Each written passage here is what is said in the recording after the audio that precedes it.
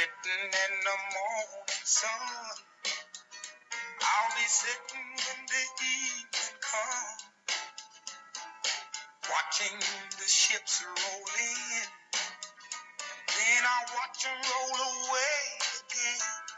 Yeah, I'm sitting on the dock.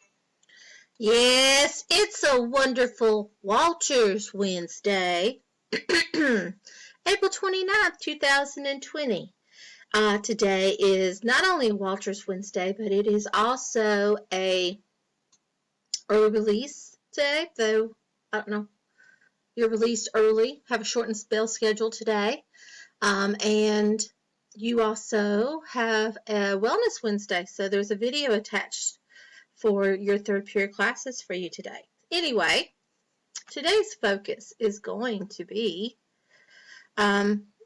the Civics EOC Reflection Part 3. And yes, that is literally me when I think it's Friday, but it's really Wednesday. Oh, here we go. What are we doing today? Number 1, do your attendance quiz. Number 2, because that's how I take your attendance. Number 2, we're going to be looking at the third most missed question from our EOC. And 3 and 4, we'll talk about early release, Wellness Wednesday, and your progress reports. Okay, so our third most missed question was this question. Transylvania's government, that's a made-up place, is organized with a strong central government. There are 47 prefectures or states. Another made-up word, states. Not states, but prefectures. But the prefectures are not independent, and they rely on the strong central government for funding. Money. Which system of government does Transylvania have? And your choices are confederal, federal, parliamentary, or unitary. Well, look at the question itself. There's a couple of things in here that gives you a hint as to what is the answer and what's not. I like to do a process of elimination here. The first thing that gives it away to me, what I know it's not, is it says that it has a strong central government, and that the states are not independent, they don't have their own special powers, and that they depend on the central government for money. They're completely dependent on this central government. They have no power outside of what the government gives them. They are really, truly dependent on this central government. Okay, so the first thing that strikes me is where it says it's got a strong central government. That tells me that it is definitely not a confederal government. A confederal government is a loose association of states, kind of like the Articles of Confederation that the United States had when it first became its own country. There was no strong central government. The states had all the powers. So I know it's not a confederal type of government. Now, a federal government does have a strong central government. However, the states do have some independence. And for instance, our country, the United States, as of today, is a federal government. We have, the federal government has the powers that the Constitution gives, but also you have the 10th Amendment, which says that, what powers are not expressly stated in the Constitution are reserved for the states, and the states have certain powers. The states can make their own money, they can tax, they can borrow money, they can, they have control over education and voting, marriage, they have driver's license, marriage license, they have a lot of things that is theirs that the federal government doesn't have control. So it's definitely not a federal government, which leaves us with two choices. So you have a parliamentary type of government and a unitary type of government. Let's take a look at what these are. A parliamentary type of government is the most popular type of democratic government in the world, and it's named for the building in which the representatives meet, Parliament.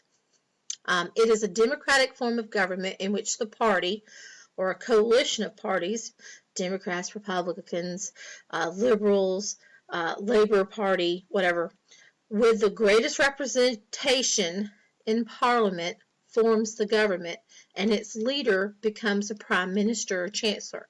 England has a parliamentary type of government. It's probably one of the most famous forms. A unitary system is a type of democratic government, and it's actually a form of a parliamentary system. In a unitary system, almost all power and responsibility is vested in the central government. Hey, it's one of the things for our question. And it says, local governments may only exercise power through the central government. They have no power outside of the central government. So a unitary system is a form of parliamentary type of government, except it goes even further in. It says that there is no other type of business or government powers outside of this parliamentary government. So this is probably for a smaller country, not something like what the United States would have. So let's take a look back at our questions. Strong central government.